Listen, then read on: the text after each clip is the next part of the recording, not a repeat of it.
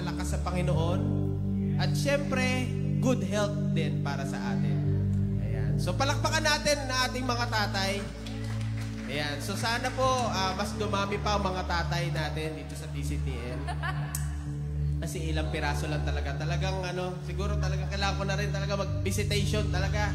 Oo, visitation talaga ang kailangan. Okay. So, just a short encouragement ngayong umaga. So, ang sabi po dito, babasahin ko lang po itong verse, Psalms 33:1. Sabi dito, sing joyfully to the Lord, you righteous. It is fitting for the upright to praise Him. Upright ba tayong lahat? Matuwid ba tayo sa harapan ng Panginoon? Praise the Lord with the harp. Wala nga lang tayong harp. Pero meron tayong gitara at bass. Praise the Lord with the harp. Make music to Him on the 10-stringed lyre. Wala rin tayong lyre. Pero meron naman tayong organ. Oh, di ba? Sing to Him a new song. Play skillfully and shout for joy. So, ibig sabihin, let's shout for joy this morning and let's give all the glory and honor to our God. So, let's stand up. Let's stand up.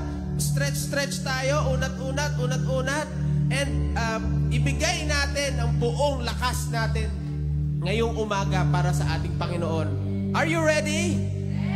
Are you ready? Let's go and let's praise the Lord. Thank you, Jesus. Come on, church. Continue to praise Him, to worship Him. I know na malamig ngayong umaga. Amen. But today, mag-iinit tayo sa presensya ng ating Panginoon. Amen. So I want you to raise up your hands, open your mouth, open your heart, give praises, sing praises to the name of the Lord, the King of Kings, the Lord of Lords. Hallelujah! We praise your name. We lift your name on high, Jesus. We thank you, Lord God. We thank you for your presence, for your goodness, for your righteousness, for your favor, oh God. Come on, church. Come on, stir up the presence of God. Hallelujah! Hallelujah! Huwag ka lang tumayo. Ngayong umaga tayo magpupuri, sasamba. Lahat tayo ay magsasamba, magpupuri sa kanyang pangalan. Amen! We thank you, Jesus. Come on, stir up your presence. Hey! Praise you, Jesus. Your one and only name, Jesus.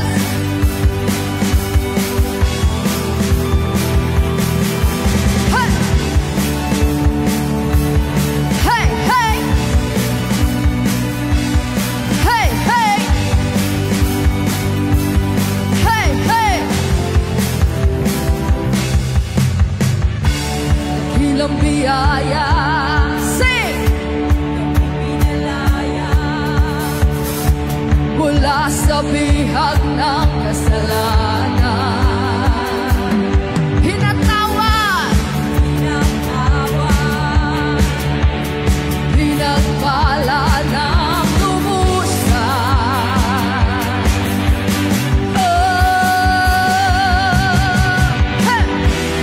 Di mapipigil ang pagsamba sa'yo, Jesus. Totoo.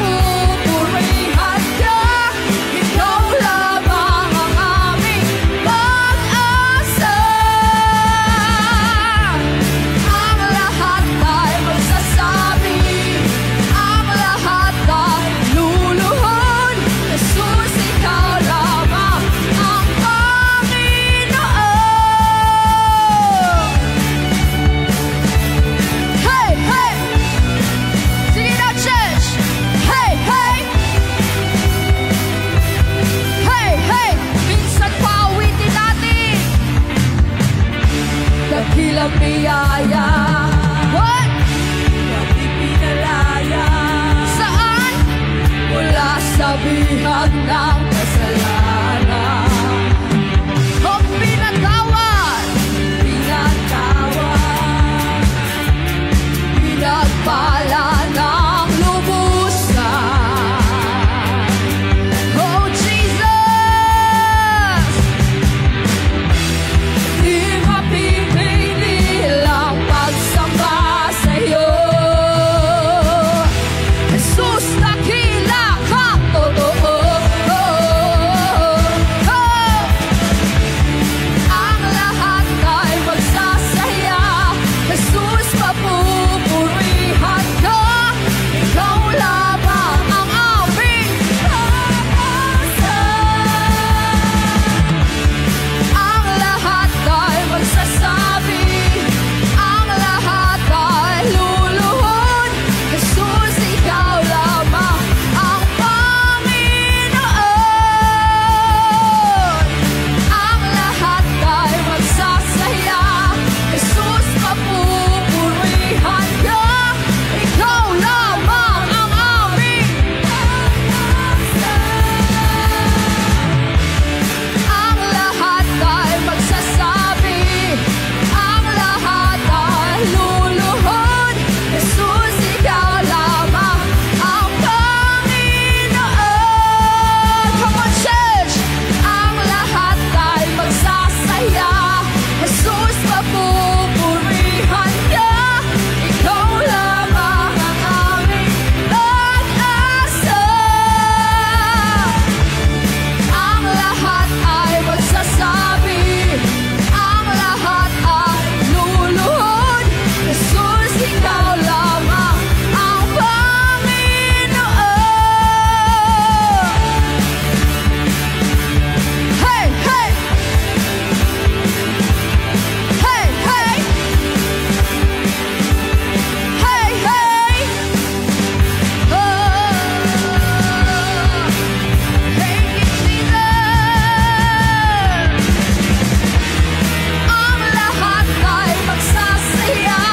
Jesus, mapupurihan ka. Ikaw lamang ang aming pag-asa. Ang lahat ay magsasabi, ang lahat ay luluhod. Jesus, ikaw lamang ang Panginoon. Minsan pa, ang lahat ay magsasaya. Jesus, mapupurihan ka. Ikaw lamang ang aming pag-asa.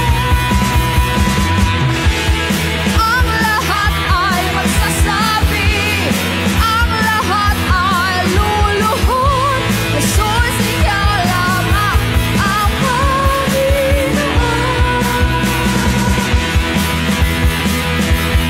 Hey, hey! Hey, hey! Hey, hey! We thank you, Jesus. Come on, church. Thank Him. Celebrate His presence. Hallelujah. Walang katulad ng iyong pangalan, Panginoon. Walang katulad ng iyong presensya, O Diyos. Pinupuri ka namin. Inasasalamatan ng iyong pangalan. Oh Diyos, oh Diyos, wala kang katulad. We praise you, we praise your name. Come on, church, open your mouth. Give Him adoration. Praise Him in spirit and in truth. Hallelujah, hallelujah. Come on, church, connect to the Spirit of God. We praise you, we praise the name of God. Urayaya shikala. We praise the name. Ang nag-iisang pangalan mo, Panginoon.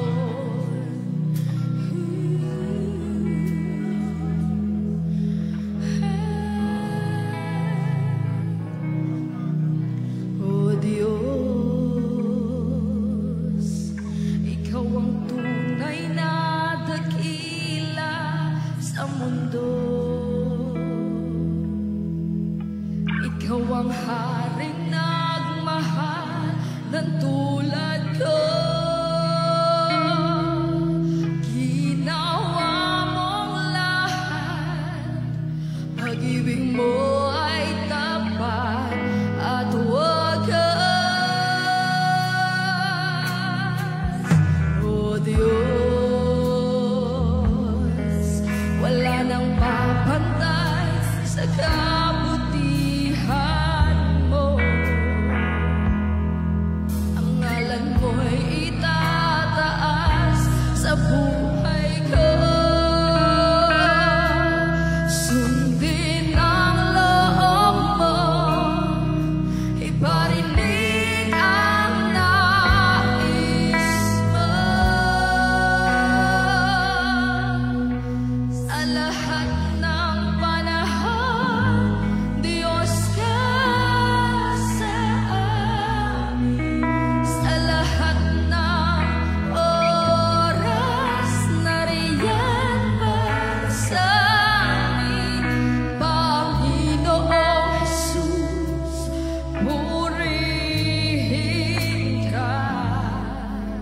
Dakilain ka sa buhay ko,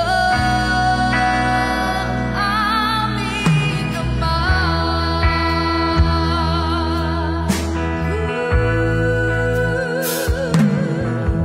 O Diyos, Ikaw ang tunay na dakila sa mundo. Ikaw ang hari ng mahal ng tulad ko.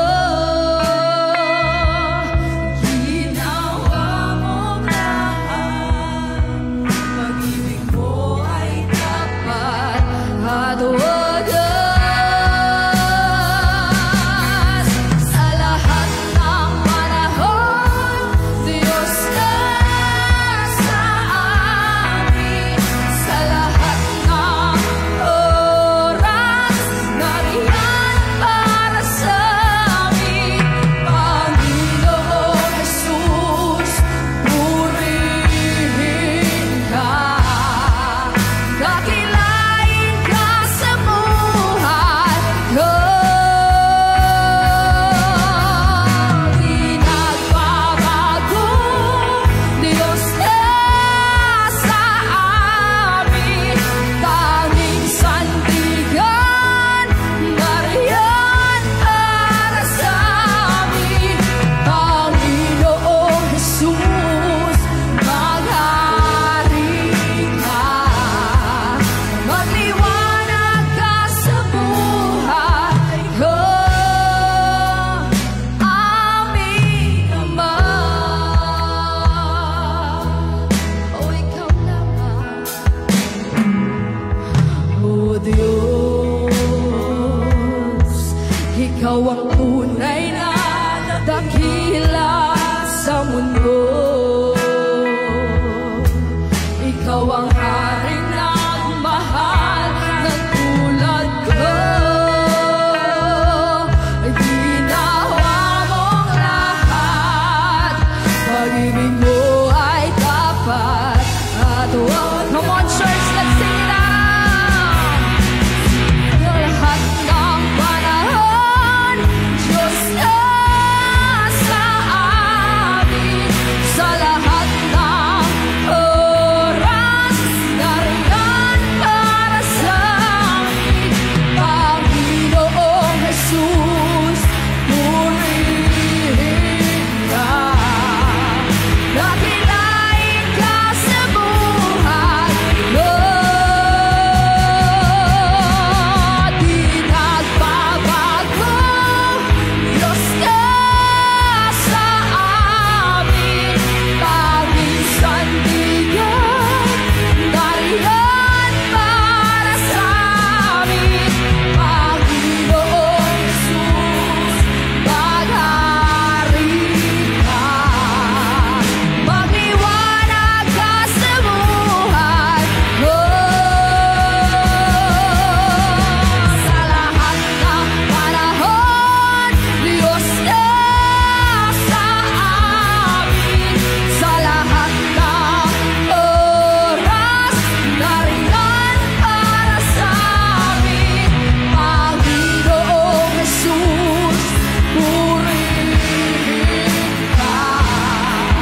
dakilain ka sa buhay ko. Di nagbabago, Diyos na sa amin, tanging sandigan, nariyan para sa amin, Panginoong Jesus, nangaring ka.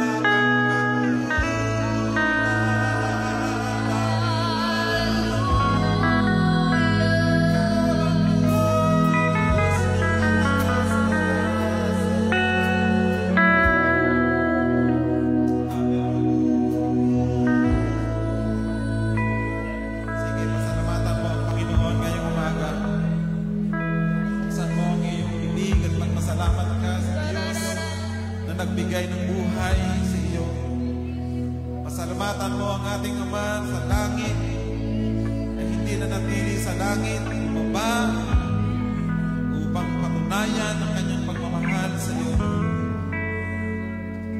Purihin mo ang iyong Diyos at Panginoon. Purihin mo ang iyong Diyos at Panginoon sa umagang ito. Wala siyang katulad.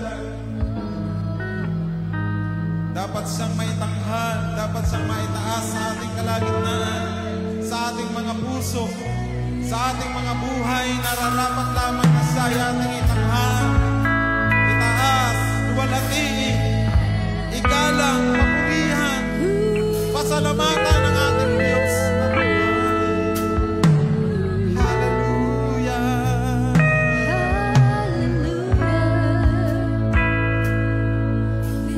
Ikaw ang aming Panginoon na may kontrol ng lahat ng bagay. Panginoon Jesus, salamat sapagkat nanahan ka sa aming mga buhay. Salamat at binago nyo ang aming mga buhay, Panginoon. Salamat sapagkat ipinakita nyo ang daan na dapat naming tahakin, Panginoon. Salamat at pinakita nyo sa amin kung paano kami magiging marangal sa aming buhay. Kung paano kami magiging matuwid sa aming pamumuhay. Salamat, Panginoon, sa kabutihan mo. Salamat sapagkat pinakita nyo sa amin ang daan kung paano kami makakaranas ng pabor, pagpapala mula sa inyo, Panginoon. Nararapat kang sambahin, Panginoon. Nararapat kang itaas. Nararapat kang pasalamatan, Panginoon. Oh, ang iyong mga anak sa umagang ito, Panginoon, ay nagagalak. Bawat isa sa amin sa lugar na ito, nagagalak ang aming mga puso sapagkat dumating ka sa aming buhay at ikaw ay aming nasumpungan, Panginoon. Ikaw ang dahilan, Panginoon, kung bakit po kami nagkatipon sa lugar na ito, upang patuloy naming maranasan, Panginoon, ang inyong pagpapalakas nang sa gayon ng aming buhay ay magamit din naman, Panginoon, upang magpalakas sa iba, upang ibahagi ang kabutihan ninyo, Panginoon. Salamat po muli sa umagang ito. Lagi namin sasabihin, uproklama, idideklara, Panginoon, na ikaw ang aming Diyos. Ikaw ang aming Panginoon. Ikaw ang aming tagapagligtas. Ikaw ang aming manggagamot. Ikaw ang Diyos na nagbibigay ng ligaya, ng kapayapaan, ng pag-ibig sa amin, Panginoon. Oh, purihin ka, Panginoon. Wala kang katulad. Hindi mo pwedeng ikumpara sa anumang bagay, material man ito, tao man ito, meron dito sa lupa, Panginoon. You are worthy to receive honor, the highest worship, the highest praise belongs to you, Lord. Hallelujah. You are welcome in this place. Come and take the throne in our hearts today. Hallelujah. Come on, once again, give him praise, give him thanks.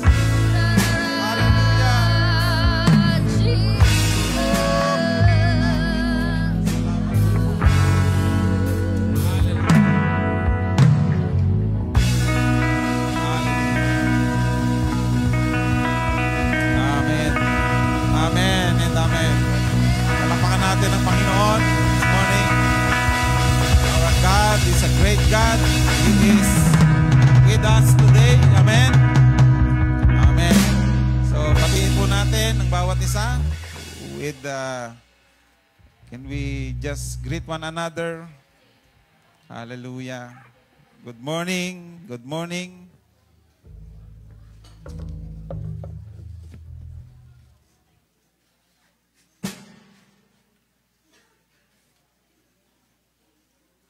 Purihin ng Panginoon for this wonderful day. Sabihin mo sa katabi mo, salamat. Nagkita ulit tayo. And you know, being here. Yung makita natin ng isa't isa is a joy. Diba? Ito yung maganda. No? Ibig sabihin yan, naging faithful si Lord sa atin. Kaya may hininga ka pa. Diba? Tapikin mo yung katabi mo, sabi mo, humihinga ka pa ba?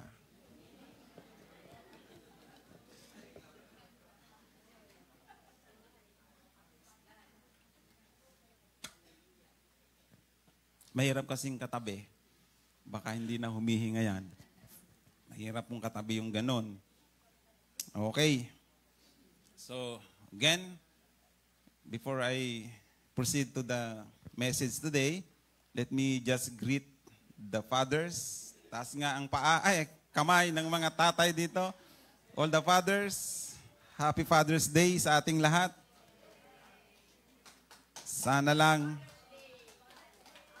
Happy Father's Day, sana lang. Sana all. Ayun. Sino bang binate ko? May binate ako kanina na isang nanay. Happy Father's Day. Si Nanay Santa. Happy Father's Day and Mother's Day na rin. Maraming mga nanay dito na yung trabaho ng tatay ay ginagawa na rin nila. At marami ding tatay nang ginagawa na din nila yung trabaho ng nanay. Kaya sama-sama na rin tayo. No? Sama-sama na tayo. Yun ang masaya dito sa City of the Lord eh. Oh, sino yung mga... Ha? Oh. Pero awa naman ng Diyos, may progress naman. Kasi dati... Pag lang mag-duster yung tatay. Ayun. Delikado pag naka-duster ng tatay. Mawala yung tattoo natin yan. Okay. Wag nating sayangin yung oras. Umahaba tayo Kasi naka 5 minutes na agad yung microphone natin. Ang bilis ng oras dito talaga So our topic is the continuation of the topic last Sunday. Pinamagatan nating blind but not broken. Blind but not broken. Hallelujah. Sobrang na-appreciate ko ang Panginoon when He gave me this topic. Nakita ko rito na ang Panginoon is a progressive God. He is a miracle working God. Kaya niyang i-turn yung buhay na parang wala ng pag-asa. In fact, kahit wala ng pag-asa, in fact, yung patay nga kaya niyang buhayin He can turn your sorrow into joy. Wow. Grabe yung Diyos na nakilala ko. And I'm sure the God that you know is also the same God that I know. Hello? He can turn your sorrow into joy. Bago tayo magpatuloy, tignan nyo nga yung nasa katabi nyo kung yan ay may sorrow o mukhang surot o may joy yan. Pakahirap. Mahirap kasi yung dapat ikaw ay masaya. Oy, si Sir, nandito pala si Sir natin. Si Sir Estubo. Maraming tao kasi nagmukhang surot kasi nga puro sorrow yung nararanasan sa buhay. But when you experience the love of God, His faithfulness, naunawaan nyo na ang Diyos natin ay gumagalaw, nagbabago ng buhay, progresibo, hindi sa patay. Hindi ka mananatiling sorrowful. Sabi mo sa katabi mo, wala na akong surot. As sorrow pala. Okay, so let's go to the next slide natin. Natapos po tayo sa part nung last Sunday in the topic blind but not broken in number 2. Number 2 points we need to overcome in fear and release our faith. Okay, tinalakay ko po yung impact of fear sa buhay ng tao. So, sobrang dami po niyang ginagawa ng takot sa buhay ng tao. Ito po yung nagiging dahilan kung bakit ang isang tao ay napaparalisa. Hindi siya makamove on. Hindi siya makapag-isip ng maganda, ng tama. Kasi yung takot, pag ito'y pumasok sa puso ni numan, talagang wawarakin ito ang iyong pagkatao. That is why God must do something, and praise God, binigyan niya tayo ng pananampalataya. So, we will now go to letter B. So, tapos na tayo sa impact of fear. Huwag na nating balikan yan kasi lahat tayo ay wala ng takot. Amen? Sino sa inyo ang may takot pa?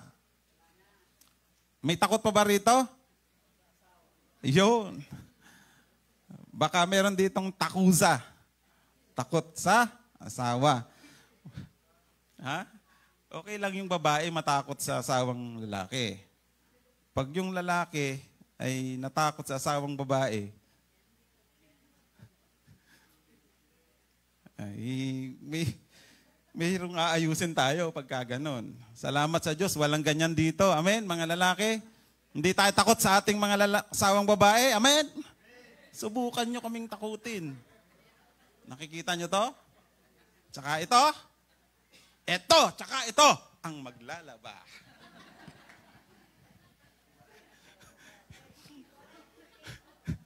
Maglalaba pala eh. Okay. Sige.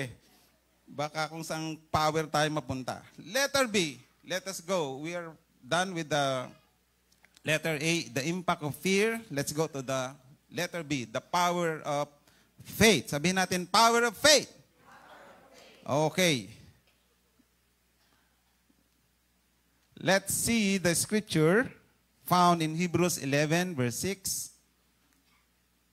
Sabi dito, sabay-sabay, hindi maaring kalugdan ng Diyos ang walang pananampalataya sa Kanya, sapagkat ang sino mang lumalapit sa Diyos ay dapat mampalatayang may Diyos at Siya ang nagbibigay ng gantimpala sa mga humahanap sa Kanya. Dito sa verse na to, makikita po natin, hindi lahat ng tao ay maaaring kalugdan ng Diyos. Agree? Hindi lahat ng tao ay pwedeng kalugdan o pwedeng maging masaya ang Diyos sa kanila. Ang lino, hindi maaaring kalugdan ng Diyos. Sino? Yung walang pananampalataya. Kaya nga ang pananampalataya is basic. You cannot be in Christ, you cannot receive Christ if you don't have faith. If you have no faith, you will not go to church kung wala kang pananampalataya. Anong gagawin mo rito? Hello? You are here because you have faith. Binigyan ka ng Diyos ng portion, ng measure of faith. At ito yung dahilan kung bakit ka every Sunday pumupunta rito. Because you know, when you are receiving the Word of God, the preaching of the Word, you will receive the blessing of the Lord. This is the most important thing why you are coming every Sunday in the church, because you want to receive the blessing of the Lord coming from the words of God. Because the Bible says, Jesus said, man shall not live by bread alone, but by every word that proceeds out of the mouth of God. Ang tao daw ay hindi pwedeng mabuhay lamang sa pandesal, sa cake, sa adobo, sa nilaga. Ang tao ay kinakailangan ng salita ng Diyos. Hindi pwedeng ang tao ay manatiling pagkain lang, ang pinifeed niya yung kanyang physical na katawan. As a Christian, dapat malinaw sa atin that we are spirit being, we have a soul, and we live in the body. So that body yung nakikita nyo na yan, yung katabi nyo, hindi yan ang tunay na June Rubianes. Hindi yan ang tunay na Leia. Yung nasa loob, na hindi nakikita, siya yon. So, bawat isa sa atin, kailangan po nating makita ng isang tao ay hindi siya pwedeng, hindi lahat ng tao ay maaaring kalugdan ng Diyos. Ayan. Pangalawa, hindi lahat ng nalapit sa Diyos ay sumasampalataya. That's the truth. Ang iba ay nakikisampa. Nakikisampa lang. Not all people who comes to the Lord ay merong pananampalataya. Yung iba, nakikisampa lang. At sabi diyan sa talatang yan, 3 bagay. Nagbibigay siya ng gantimpala sa mga masigasig na humahanap sa Kanya. Iyan ang totoo, mga kapatid. Ang tao na naghahanap sa Diyos, masigasig niyang hinahanap ang Diyos, earnestly seeking God in his life, gagantimpalaan ng Panginoon. Tanong, sino sa inyo ang earnestly sinisikap niyong hanapin ng Panginoon sa buhay ninyo? Every day, sinisikap niyong hanapin ang Panginoon. Hindi yung cellphone nang hinahanap nyo paggising ng umaga, pagtanghali, paghapon, cellphone ang hinahanap nyo. Paggising mo, sa tanghali man yan, saan man, ang hinahanap mo ay Panginoon. Makinig kayo. Pag ganyan ang desire ng puso natin, earnestly seeking God, masigasig kang hinahanap ang Panginoon sa buhay mo palagi. Seeking the kingdom first. Sabi diyan, gagantimpalaan ka ng Panginoon. Anong gantimpala ang gusto mong matanggap sa Diyos? Marami kang gustong matanggap na gantimpala. So, masigasig mong hanapin ang Panginoon. Hindi ka tatanggap ng gantimpala, ng reward sa Diyos, kung hindi mo siya hahanapin, number 1 sa buhay mo. Magkarugtong po yan. If you want to see and experience the power of faith, you need to grow your faith in Jesus. Faith has power. Sabihin natin power. It will make the impossible to become possible. Ang pananampalataya ng isang Kristiyano ang nagiging dahilan kung bakit yung imposible ay nagiging posible. Alaala natin yung bulag, si Bulagwit, si Bartimeo, si Bulagwit. Naranasan niya ang kapangyarihan ng kagalingan mula sa Panginoon. Sa bandang dulo ng talata na ating text, nakalagay doon, dahil sa pananampalataya niya sa Panginoon, naranasan niya ang kagalingan. So there is power in your faith. Again, let me say it again. There is power in your faith. The question is, do you have faith? Meron ka bang pananampalataya? Nananalig ka ba sa Panginoon? Pinaniniwalaan mo ba ang sinabi ng Diyos ay gagawin niya? Pinanampalatayanan mo ba na lahat ng sinasabi niya sa iyo, naririnig mong salita niya, ay totoo at kaya niyang gawin sa buhay mo? So that will matter. Kung ang Diyos ay gagawa ng himala, gusto niyang makita yung total trust at confidence mo sa pangako niya na ito'y gagawin niya sa buhay mo. Sabi ng Bible, kung ikaw ay nananalangin, tapos nagdadalawang isip ka, hindi mo tatanggapin yung pinapanalangin mo. This should go this way. A double-minded man will not receive from God. Dapat single-minded ka lang. Kung meron kang desire na mangyari sa buhay mo, may prayer ka, you have to go for it. You have to pray for it. You have to believe that God will do this for you. Otherwise, hindi ho matatanggap ng iyong hinihiling. what will happen when you have faith? Faith will cause your mind to be free from your limitation. It will free you from limitation. Dati, takot ka na gawin ng isang bagay o tingin mo hindi mo kayang gawin, but because yung seed of faith, natanggap mong salita ng Diyos na nagsasabi, anak, pagagalingin kita. Pagagalingin kita, anak. Nag-sink in yun sa yung espiritu. And that cause you to survive and thrive at maranasan mo na yung limitation na meron ka masurpass nung pananampalataya mo. Why? Because lahat ng bagay sa buhay natin, it starts with your faith. Your mind will be free from your limitation. Kailangan, di ba sabi ko sa inyo nung nakaraan, we need to deprogram our mind. Nalaala nyo? I-deprogram, i-diffuse, di ba? And i-reprogram natin ang mind natin. Dahil ang isip natin, alam nyo, pagkagaling nyo ng church, punong-puno kayo ng pananampalataya. Punong-puno kayo ng kagalakan. Punong-puno kayo ng kapayapaan. Pagbaba nyo pa lang dyan sa hagdan, suddenly, may nakasiko sa'yo na wala na yung kagalakan mo. What is my point? Lagi po tayong napapalagay sa mga temptation or mga challenges sa buhay na ito yung testing point ng Panginoon for us. Na makita kung talagang yung iyong tinanggap na salita ng Diyos ay totoo at inilagay mo sa puso mo. Kaya paglabas mo ng church na to, ang topic ay forgiveness.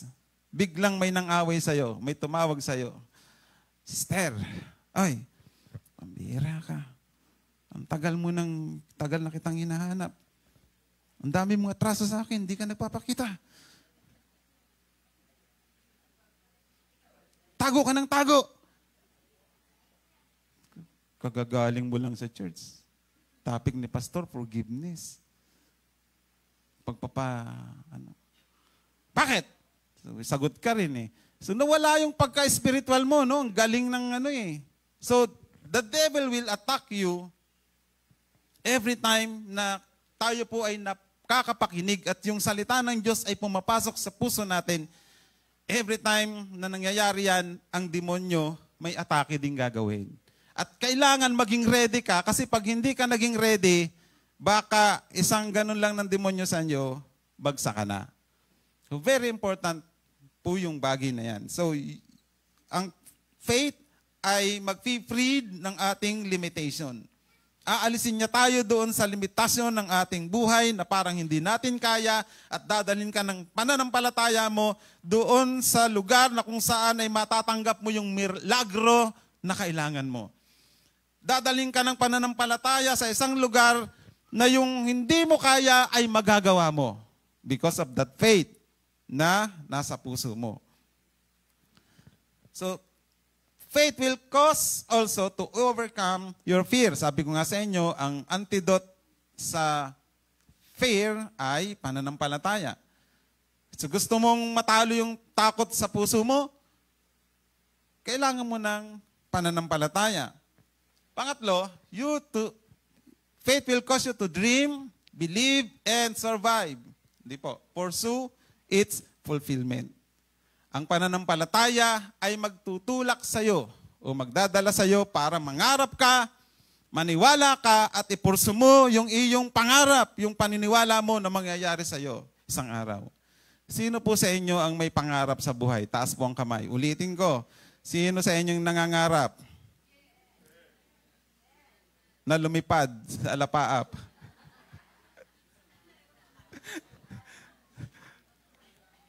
Darna! Maging Darna. All of us here, I believe, meron tayong pangarap sa buhay. At ang magpupus niyan para matanggap mo at marating mo yung pangarap mo ay yung pananampalataya mo sa Panginoon na kahit anong mangyari, nakakapit ka sa Diyos. Kasi tadaan ng pagsubok ang bagyo Lahat ng problema, dadaan yan, titestingin ka. Pag nakita ng Panginoon na kahit na babagsak na ang kahoy, nakakunyapit ka pa rin sa Kanya, that will be the beginning, naniniwala ako, na yung fulfillment ng dream mo ay mangyayari. Because you did not give up sa lahat ng mga dinanas mong pagsubok sa buhay. Lahat tayo, kahit papaano, ay masasabi natin na may pagmamalaki natin sa isa't isa na tayo may mga pagsubok. Hello? May pagmamalaki nyo ba yan na kayo may pagsubok? Ha? May pagsubok ba kayo? Ha? Oh, pinagmamalaki nyo yan? Bakit ko pinagmamalaki? Kasi in that problem, nakikita ko ang kapangyarihan ng Diyos na kayang gumawa sa buhay ko. Without that problem, hindi mo makikita kung gaano kahusay at makapangyarihan ng Diyos na pinananampalatayanan mo. Mindset ba? Mindset. Sabi mo sa katabi mo, mindset lang yan. Paguhin mo kasi. Program mo kasi yung utak mo. Lahat ng problema, nakalagay na yan sa Bible di ba? In this world, you shall have millions of tribulations. But take heart, sabi ng Panginoon, I have overcome the world. Hallelujah. Purihin ang Panginoon. Palakpakan natin ng Diyos. Hindi mawawala yan. We can always say to our neighbor, sa ating katabi, may problema ako. Oh yes, may problema tayo. Pag malaki mo yan. Bakit? Kasi papakita ng Diyos sa'yo kung paano siya gumawa ng himala sa problema mo na yan. Just hold on. Sabihin natin, just hold on. Your dream will come true. By the way, congratulate natin yung mga nag-graduate na ng college ngayon. Grabe, sobra. Lalabas yan sa ating SOCMED. Yung mga may awards, yung may honors na yan, yung mga nag-graduate ngayon, nagsisimula ng pangarap ninyo na marating ninyo. Okay, paalala ko lang sa inyo, pag kayo ay nakagraduate na, at nagtrabaho na kayo, at nagsusweldo na kayo, huwag nyo naman kakalimutan si Lord. Kalimutan nyo na kami. Ay, huwag din. Joke lang. Huwag niyong kakalimutan ng Diyos at yung mga taong naging daan para maabot mo yung pangarap mo. You have to give them honor. Tama ba mga anak? Do you agree? Okay. So lahat ng nag-a-agree, yayaman kayo. That's biblical. That's biblical. Honor your parents, your father and mother, and you will live long. Long life will follow to those who know how to honor.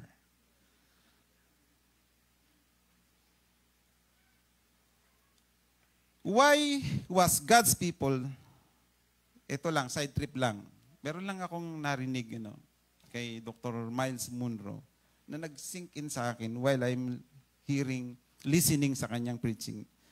Why was God's people took the journey from Egypt to Promised Land for 40 years? You have an idea? Bakit ang bayan ng Diyos mula sa Egypt,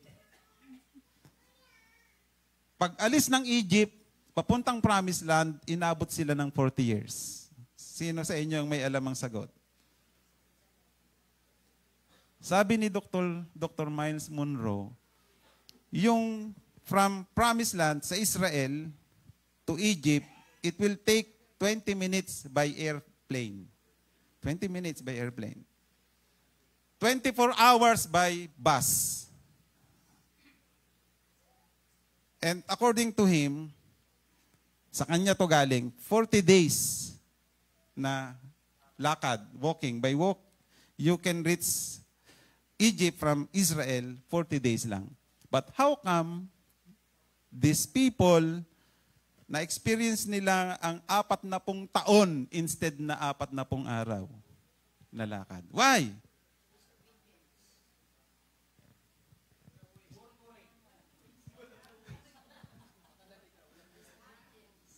Oh.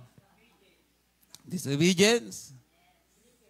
There is a verse in the Bible that says, because they have not gotten Egypt out of their mind, the Lord lead them to the long way around until the children were born.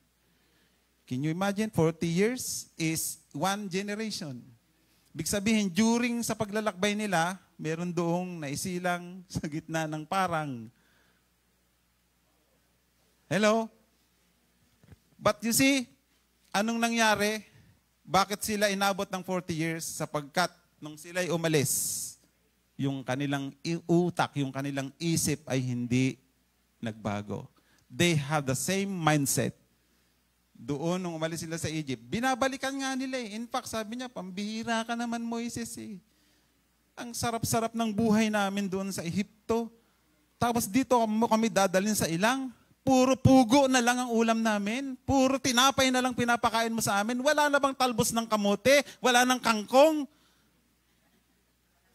Wala nang saluyot? Mamamatay kami lahat dito. Ibalik mo kami doon. Still, kahit nakita nilang kapangyarihan ng Diyos, kung paano sila paalis doon sa Egypt, na napakahirap na proseso ang nangyari. Grabing pagdidil ang nangyari. And yet, sa kanilang utak, hindi pa rin sila nababago ang kanilang pananaw. They still believe na mas mabuti ang buhay sa Ehipto kaysa pumunta sa lupang pangako. Sino sa inyo gustong pumunta sa promised land? May promised land ba ang Diyos sa atin? Sabi mo sa katabi mo, meron. Tiyak akong meron tayong promised land. Yun nga mag-asawa rito, nakatatlong bahay na eh. Pero nga akong kilala, 3 bahay na yung promised land na binigay ng Lord. Promised land. Binigay ng Lord sa kanila eh. Hindi ko nasasabihin. Baka mainggit kayo eh. But the point is this. God has a promised land to each and everyone. But the point is, yung isip natin, kailangan patuloy na magbago.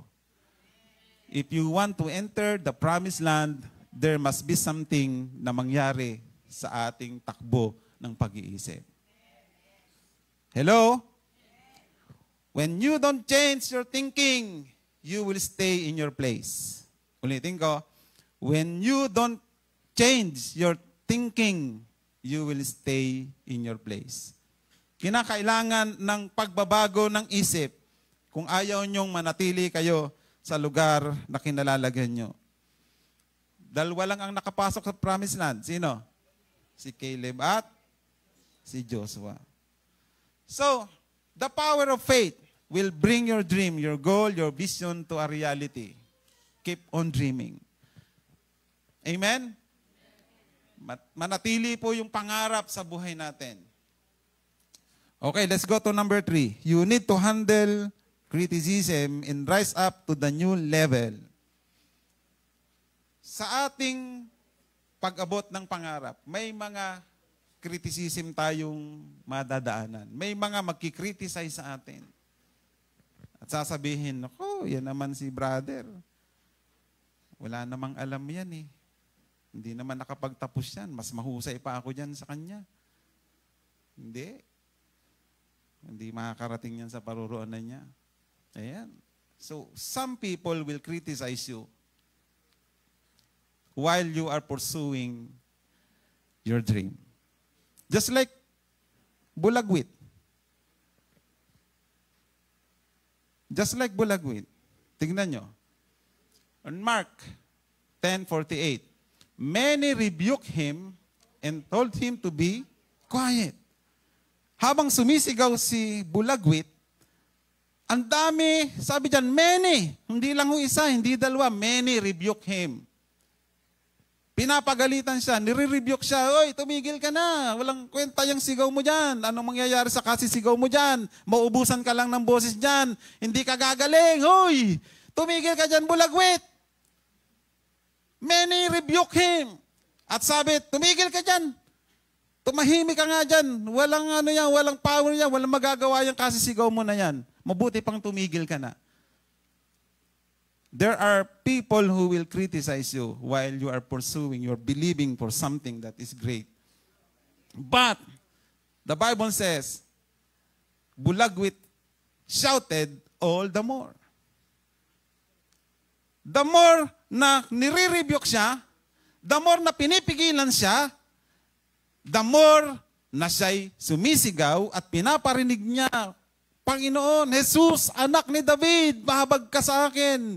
Jesus, anak ni David." Di ko alam kung ilang beses niyang sinigaw, but the Bible says, he shouted all the more, "Son of David, have mercy on me." Ganon sa kapassionate na maranasan yung kagalingan na hinihiling niya. Because in the first place, nung una, 5 years ang nakakakita.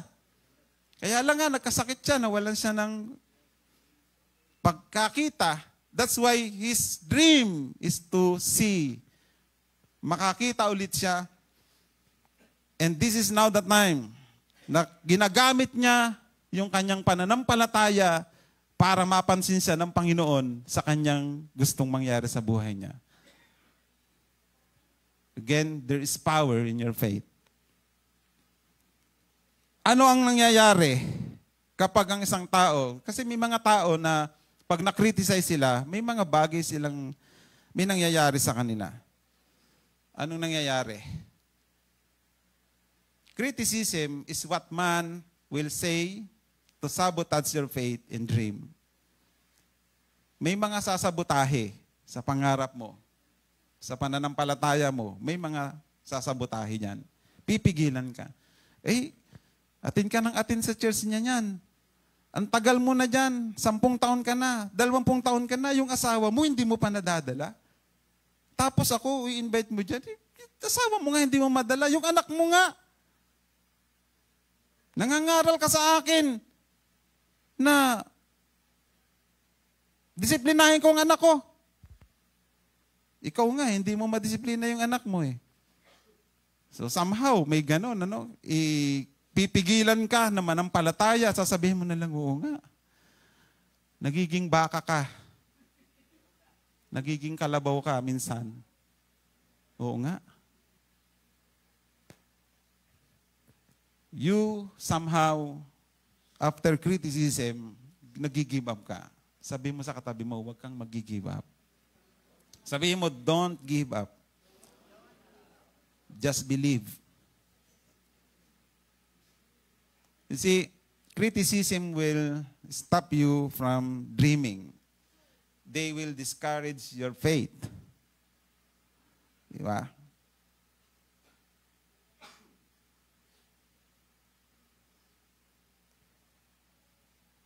Parang umabanti tayo. Criticism will discourage your faith. They will say to you, minsan, mababanggit sa'yo, wala nang magandang mangyayari sa buhay mo. Huli na ang lahat. May cancer ka na. Ang cancer, mahirap pagalingin. Sino may sabi sa inyo ang cancer ay mahirap pagalingin? Ha? This is the challenge sa atin. Minsan, dahil sa pinaniniwalaan natin yung sinabi ng tao kaysa sinasabi ng Diyos, doon tayo natatalo. Hello? Uulitin ko, kaya tayo natatalo at nawawalan ng pananampalataya. Dati ang init mo sa pananampalataya, dati ang sigla-sigla mo naglilingkod sa Panginoon nung nalaman mo may sakit ka at sabi ng kapitbahay mo, minsan nga, kasama mo pa sa church eh. Nako, hindi ka nagagaling. Diyos ko po.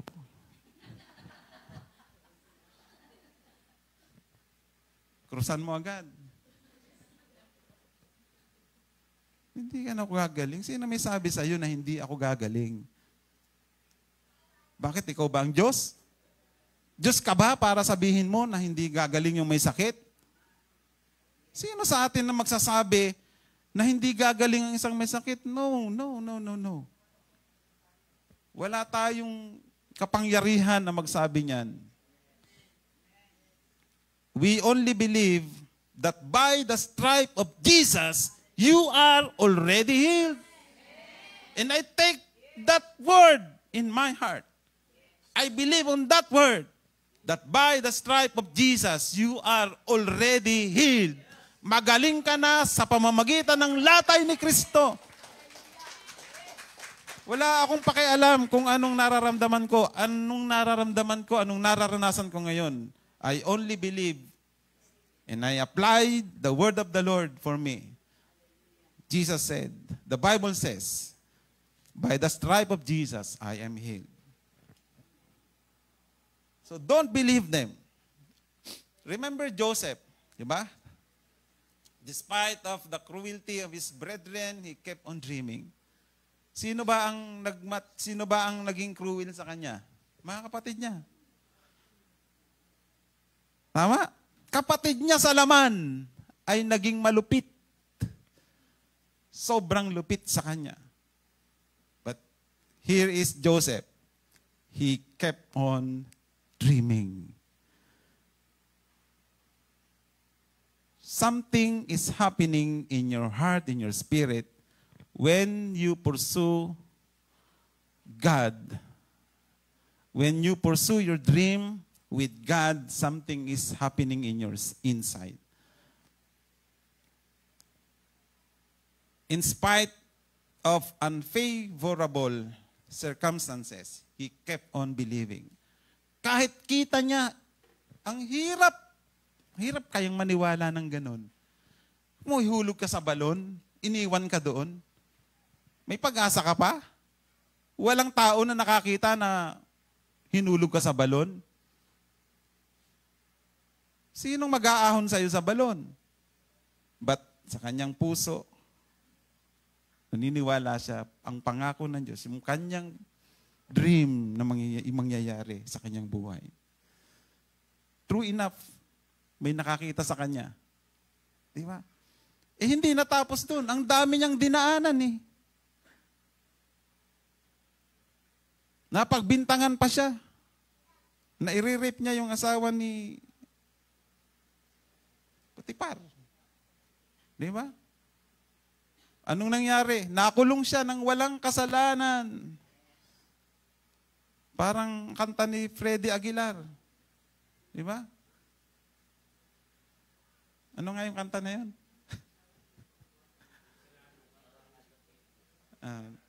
Kasalanan, di ba?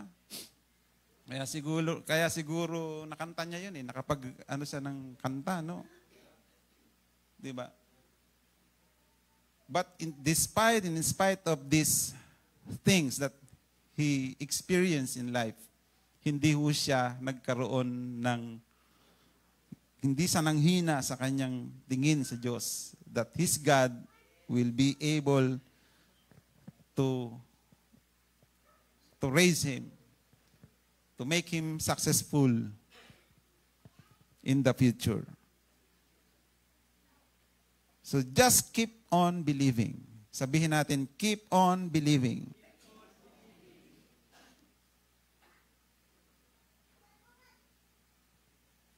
Bartimaeus, letter B, rise up with his faith by not allowing anyone or anything to distract him from pursuing his dream. Like Bartimaeus din. Hindi niya pinabayaan ng mga tao sa kanyang paligid ay madistract siya sa kanyang panananalig na siya ay gagaling. Hindi niya pinabayaan yun, yung mga hindrances na yun. While he is pursuing God, he is shouting sa Panginoon, Lord, pagalingin mo ako. Hindi niya inantala o hindi niya pinakinggan yung mga sinasabi ng mga tao sa paligid niya. Ganun po dapat ang maging attitude natin. Kapag tayo may hinihiling sa Panginoon, minsan kailangan mong isang tabi at huwag pakinggan minsan yung mga irrelevant na sinasabi ng tao sa iyo. Mark 10:48 says, many rebuked him and told him to be quiet, but he shouted all the more, Son of David, have mercy on me. Jesus stopped and said, call him. So they called to the blind man, cheer up on your feet. Sabi nung mga tumawag, huy, lakasan mong loob mo. Tayo. Hindi naman lumpo, kaya nakatayo siya. Diba? Bulag lang siya eh. So, tayo. He's calling you. Tinatawag ka ni Jesus. Okay? So the more people stopping him from pursuing his dream, the stronger he kept on pursuing. The more people discouraging him from believing in Jesus, he kept on believing. So hindi niya ho pinabayaan na siya'y ma-sidetrack o ma-distract ng mga tao sa kanyang paligid. So again, dadating po tayo sa punto na may mga distraction tayong maranasan. But don't allow that distraction to stop you from believing the promises of God in your life. Number 4, you need to have a clear vision and purpose to know how to get there. Ang bilis nata. Okay. You need to have a clear vision and purpose to know how to get there.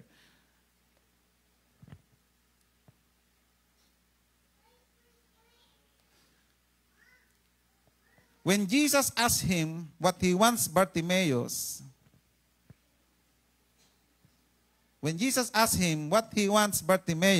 said,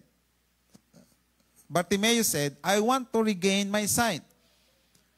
Gusto niyang makakita. Di ba? Tingnan niyo to. Tumigil si Jesus at kanyang sinabi, dalhin ninyo siya rito at tinawag nga nila ang bulag. Lakasan mong iyong loob. Tumayo ka. Pinapatawag ka ni Jesus, sabi nila. Inihagis niyang kanyang balabal at paluksong tumayo at lumapit kay Jesus. Ano ang gusto mong gawin ko para sa'yo? Tanong sa kanya ni Jesus. Sumagot ang bulag. Isa lang po sabi niya, Guro, gusto ko pong makakitang muli. Gusto ko pong makakitang muli. I want to regain my sight. Meaning, hindi siya bulag dati. He wants to regain his sight sa kanyang age. He was so clear in his dream and he was so specific sa kanyang pananampalataya, kanyang pangarap sa buhay. So how he was able to get there? Paano niya narating yon? His faith got the attention of Jesus. He shouted, Jesus, have mercy on me. Sabi dito sa Hebrews 11:6 again, and without faith, it is impossible to please God because anyone who comes to Him must believe that He exists and that He rewards those who earnestly seek Him.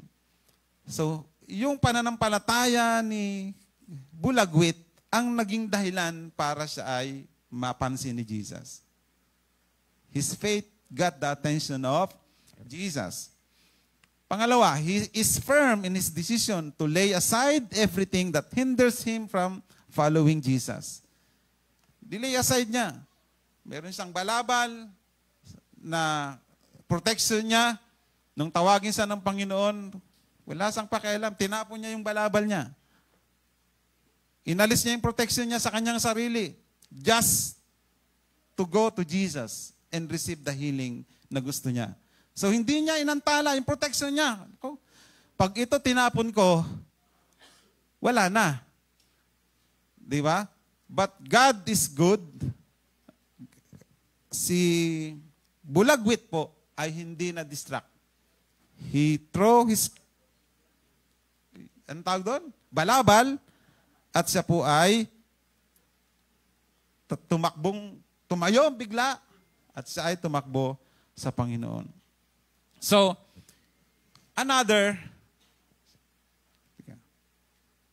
he is firm in his decision to lay aside everything that hinders him from following Jesus. Okay.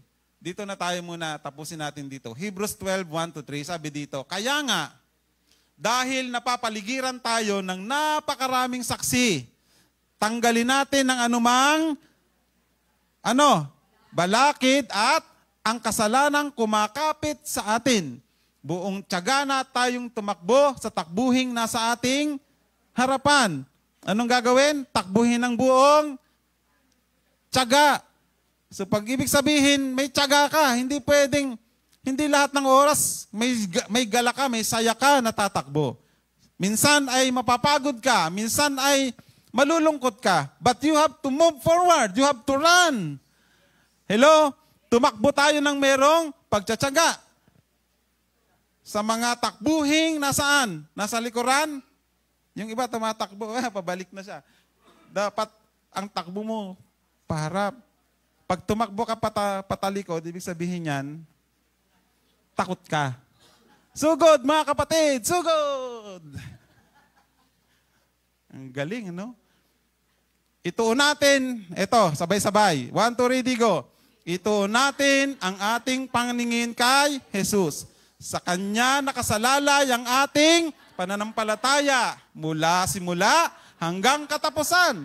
Dahil sa kagalakang naghihintay sa Kanya, hindi Niya inalintana ang kahihiyan ng pagkamatay sa krus at siya ngayon nakaupo sa kanan ng trono ng Diyos. Isip-isipin ninyo kung gaano ang tiniis Niya pag-uusig sa kamay ng mga makasalanan upang hindi kayo manlupaypay at panghinaan ng loob. Hallelujah. Palakpakan natin ang Panginoon. He did that for you. Favorite verse ni Ninang Norma. Looking unto Jesus, the author and the finisher of our faith. Amen. Palakpakan natin ng Lord. Maraming salamat, Panginoon, for this morning, giving us the word. Thank you, Lord God, for reminding us that you must be the focus of our faith. You must be the focus, Lord God, of our service. You must be the focus why we are doing everything on this earth. I believe, Father God, as we move forward to our dreams, to our destiny, O Lord, hallelujah, you want everyone to have a strong faith, believing that you will bring us there. Panginoon, naniniwala kami na bawat sa amin ay meron kayong napakagandang plano. For I know the plans I have for you. Plans to prosper you and not to harm you. Plans to give you hope in a good future. May we receive our portion today, Lord God. I declare and I release the grace of God for everyone, hallelujah, to be victorious, to experience your goodness, to experience the joy, to experience the peace of God, the love of God.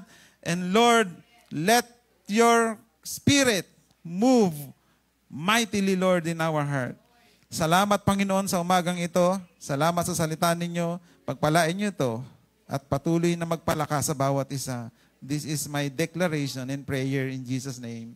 Amen. Amen. Amen. Ayan. So, muli palakpakan natin ang ating Panginoon sa kanyang mensahe ngayong umaga. So, grabe yung mensahe ni Pastor ngayong umaga. No? Ang sinabi niya, ang pinaka nakuha ko doon is, you need to handle criticism, and rise up to the new level. So most of us, I know, hindi madaling tumanggap ng criticism kasi masakit po yun eh. Diba? Tama ba? Nakaka-relate po ba ako sa inyo? Ako kasi, ang number 1 criticism ko yung aking mother. So, ting mali. Talagang walang makakalusot dyan. So, minsan, at times, medyo tao lang tayo, di ba? Minsan. Pero, ang importante, kahit na minsan hindi ganun kasolid yung receive, pero later on, may realization ka eh. Yun ang importante na makuha natin, yung realization after that criticism. Okay? Salamat sa mama na nagre-remind. And lastly, isa pa, when you don't change your thinking, you will not change your place. Very, hindi ko na kailangang expound. Yun na yung mismong mensahe. Okay? Palakpakan po ulit natin ating Panginoon.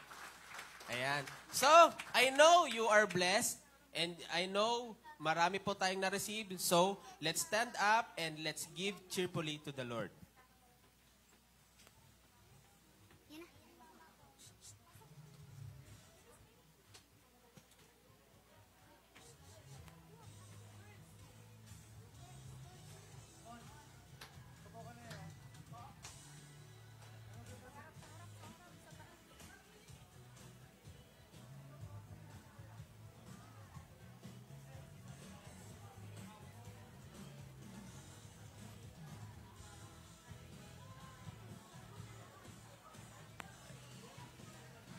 Ayan.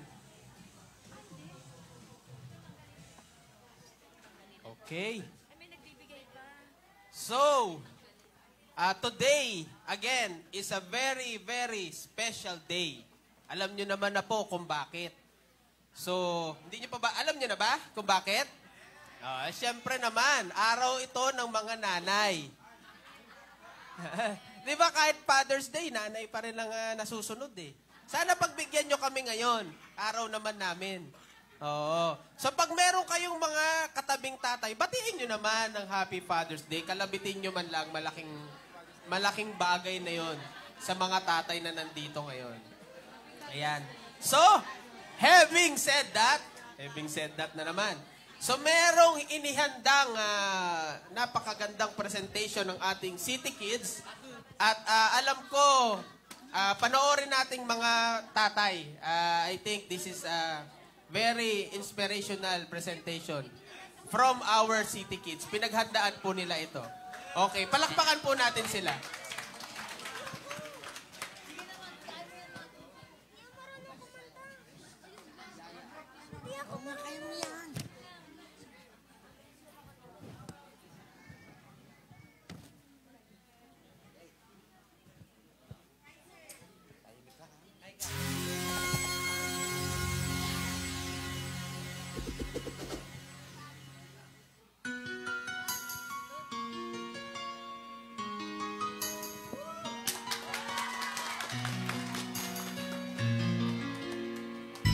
Wala ba kayong mga kamay? Sa tingin ko meron.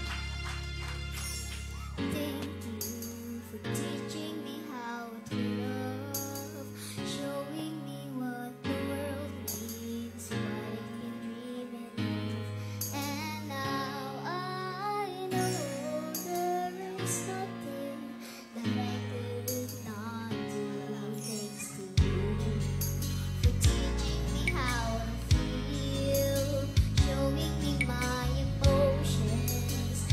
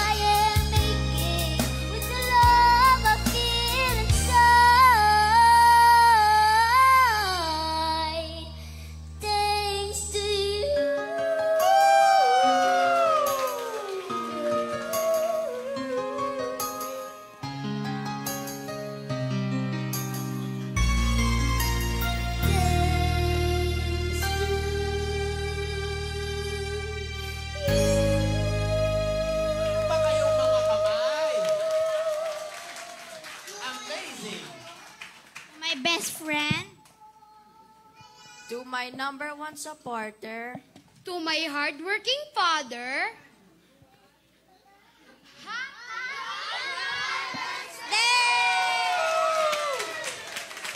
Thank you very much. Ang galing. Maraming salamat, City Kids. Okay, sige. Salamat ulit. Palakpakan naman natin ulit yung mga anak natin. Oh, muntikan akong maiyak talaga. Kasi iba talaga yung tatay ka, tapos makita mo yung anak mo, no? Na kumakanta. Hindi nga kumanta pala, nakamas pala. Hindi man lang na-picture ako, may nakamas. Dapat nanggal yung mask. Ba't mo pinalagyan ng mask? Ha? Walang picture nakamas eh. Okay. So nag-enjoy po ba tayo? Hindi lang para sa tatay, para po ito sa mga magulang. Thanks to you. Salamat ha. Thank you. Mga tatay, mga nanay, palakpakan po natin ang ating mga sarili. Yan. Nadinala natin yung ating mga anak dito po sa ating simbahan. Okay. So before we end our service this morning, syempre, hindi natin kakalimutan yung ating mga announcement for next week and sa mga susunod na linggo. So, City News, let's watch this.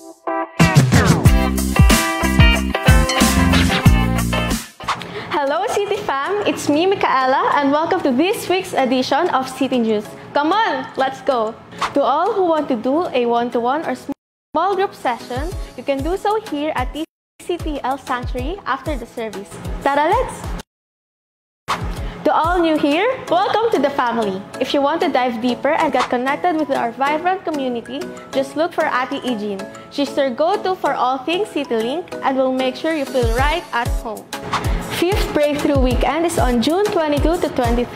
To those who have not undergone Breakthrough Weekend yet, kindly coordinate with Pastora Malu for your registration. See also posters for more details. All SCB tribe, we have upcoming SCB mid-year intake on July 16 to 18. This will be held at Goshen Place in Silang, Cavite. Pre-registration will now open. Let's go SCB tribe! Pre-reg na! Our webinar is ongoing via Zoom with a new series, Unstoppable Men Building Impregnable Work, every Monday from 9 a.m. to 12 noon. We highly encourage all leaders and workers to join and register this webinar series. Kindly look for Pastora Malu for more information and your registration. For all widows and single parents here, it's time for you to enjoy and relax. We have an upcoming fellowship at Patsol, Laguna on June 17. And wait! We just have a minimal contribution of 200 pesos for the cottage and bring your own food to share. Don't forget to bring your swimming attire. For more information, just coordinate to your area coordinators. We are announcing that we are excited to invite you to join our TCTL communities, a welcoming and nurturing environment where we grow together in faith, support one another, and deepen our relationship with God. Our community is a place of fellowship, spiritual growth, and shared love for Christ. We believe that your presence will enrich our community and that you will find a place where you truly belong. Let's walk this path of faith together, growing in love and understanding of God's Word. We look forward to welcoming you with an open heart and open arms. Let's invite everyone, your families and friends to our afternoon Sunday worship service at 4 p.m. here at TCTL Church. There's always so much happening here, and we're grateful for each and every one of you being a part of it. For more details on any of these events, just contact your area coordinators for news and updates.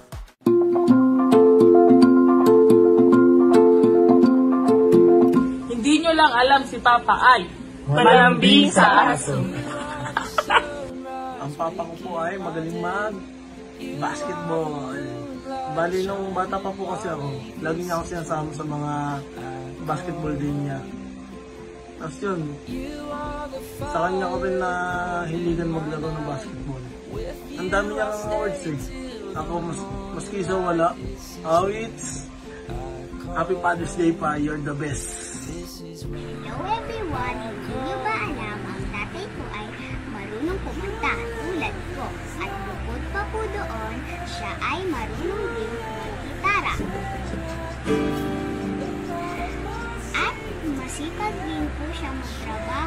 para sa amin. I love you, Tatay. Happy Father's Day po. Ang daddy ko ay marunong sumayaw at marunong din siya maglaro ng basketball. Happy Father's Day, Daddy. Happy Father's Day po sa lahat ng mga tatay. Hindi nyo alam, Daddy can play every instrument. Happy Father's Day! Hindi nyo alam, Si Daddy ay emotionally intelligent. Binavalidate ang feelings ng ibang tao. Happy Father's Day, Daddy. We Love you! Hindi nyo alam na ang tatay ko ay mas OA pa sa akin.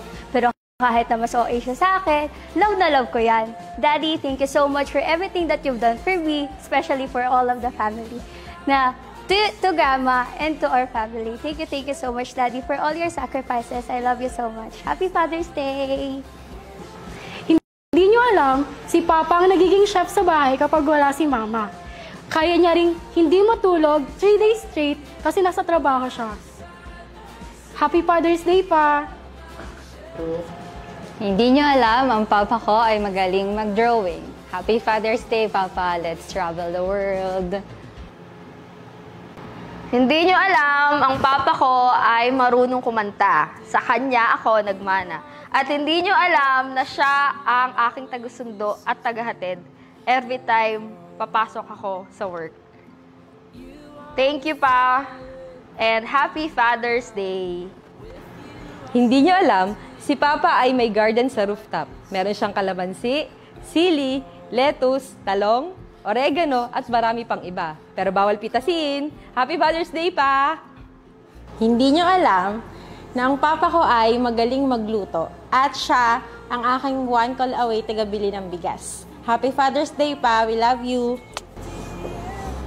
Hindi nyo alam, si Papa every time na may event kami, mas gusto niya mag-celebrate sa bahay. Basta kompleto ang pamilya. Hindi nyo alam, si Papa ay mahilig mag-ayos ng bahay. Talaga. At hindi lang yun. Mahilig din siyang bumili ng mga gamit sa bahay. Minsan nga sobrang opo. Ano pa ba? Oh, si Papa ay galante din. Naku. Kasi po nang bata kami, pag mga ganyang bagay, halimbawa, mga shopping, mga damit, sapatos, si Papa po yung sumasama sa amin. Sabihin ni Mama, sabihin mo yun sa Papa mo parang gano'n. Tapos si Papa, pagka sinabihan namin, kinukulit namin yung apoy, hanggang sa mairita na po siya. Tapos minsan na lang, oh sige, bahala, bumili ka na. Yun. At ngayon po, ang mga apo na po yung gano'n. So yung dalawa niyang apo, yan, laging nang bubuto dyan sa kanilang daddy doon ng mga pagpupunta sa SM, lalaro, ganyan. So Pa, good job. Alam mo na sa ano. Thank you, Pa. And we love you. Happy Father's Day.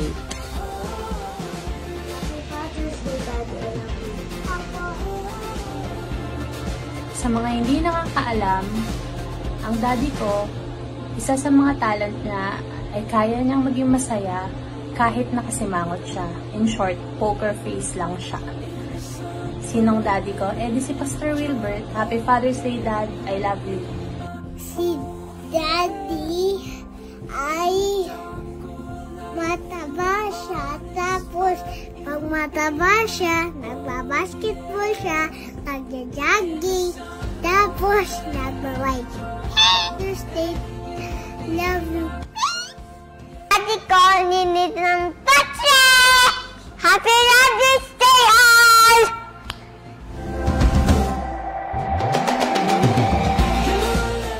Thanks for tuning in into this week's edition of City News. See you, City Fam! Pakampo natin ang Panginoon sa bawat tatay, no?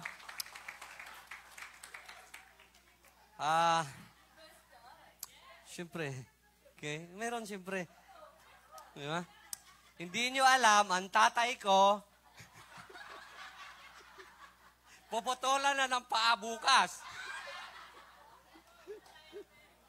Yung tatay ko kasi talaga nasa ospital ngayon at puputulan na ng paa. So, niantay lang yung schedule ngayon or bukas. So, Yun po yung tatay ko. Happy birthday, tatay. Well, so tayo po ay umabot na sa pinakadulong bahagi at tayo pong lahat ay tumayo. Pastor Chris, hindi ka pa tapos sa inyong mensahe? Oo, so it's about Bartimeus na kung saan bulag noon at nakakita na kaya natapos na yung kwento, pero dahil hindi pa tapos si Pastor Chris, bakit hindi pa tapos si Pastor Chris? Kasi marami pa rin Bartimeus na hindi pa rin nakakakita dito sa loob. Okay? Kaya tuloy lang, Pastor Chris, hanggat makakita sila lahat. Okay? Sige po, lahat po tayo ay pumikit at yumuko. Panginoon, kami po'y nagpasalamat sa araw na ito. Tunay nga, O Lord, na ikay mabuti. Tunay nga, O Lord God, na ikay tapat sa bawat isa. That, Lord, despite of all the things that we are suffering, Lord God, we still have, O Lord God, the goodness, O Lord God, sa buhay namin, Panginoon, na nakikita namin, O Lord God, na ikaw nga'y patuloy nagiging tapat sa lahat ng sitwasyon ng aming buhay. Lord, sa amin pong pansamantalang paghiwa-hiwalay, nawa po, Panginoon, dala po namin ang salita mo at ito'y tumimo sa aming puso, Panginoon, maging bahagi ng aming araw-araw na buhay. And Lord, saan man kami naroroon, ano man ang aming ginagawa, dalangin namin na tanging pangalan mo, O God, ang mailtatanghal at maluwalhati sa amin. Samahan niyo po kami sa aming pansamantalang paghiwa-hiwalay. And Lord, I declare blessing, I declare favor to each and every one in the name of Jesus. Amen, amen, and amen.